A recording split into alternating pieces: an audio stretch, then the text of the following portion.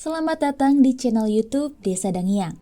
Inilah salah satu peternakan domba adu yang terdapat di Desa Dangiang, Kecamatan Cilawu, Kabupaten Garut. Peternakan ini milik Pak Ibo, salah satu warga Desa Dangiang. Berawal dari hobi, Pak Ibo berhasil membangun usaha yang menguntungkan.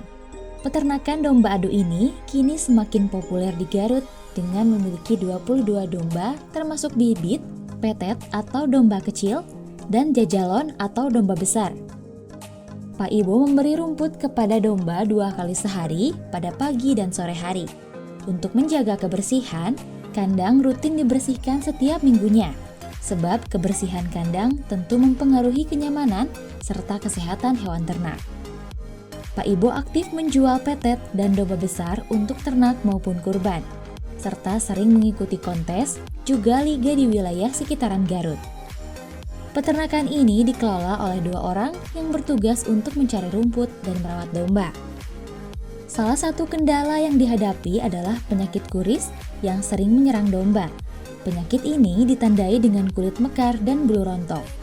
Harga jual untuk domba kecil bervariasi tergantung pada ukuran badan domba, mulai dari 2,5 juta hingga 3 juta rupiah. Tentunya peternakan domba milik Pak Ibo menghasilkan domba-domba yang berkualitas. Kami Abi Ibo, Kampung Kiara Jangot, Desa Dangiang, RT 01 RW 09. Ya harapan Abdi malah sesenak itu manjang lah dina alasan ternak domba, asalan di kampung gitu. Yang sederhana kieu geuningan kaayanana di kampung mah benten serang di kota.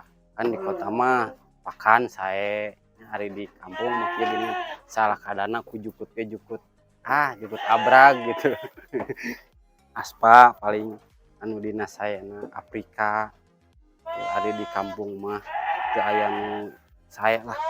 Nya harapan abdi mah samodel masyarakat kecil gitu nya, masyarakat kecil kieu. Nya seuseurna mah ngical ka pasar we geuningan. Da ical anu sae mah da dombangeunna ge kaayaan kieu geuningan gitu. Tegaduh nu sae ari domba mah.